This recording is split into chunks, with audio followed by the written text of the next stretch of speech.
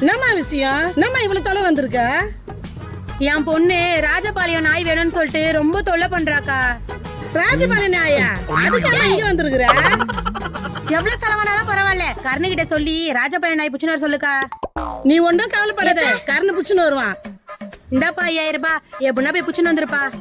ராஜபாளையம் நாய் தானே? Okay. The next day. கருணு வீடு கிட்ட வரான்னு போன் பண்ணாங்கக்கா. அப்படியா?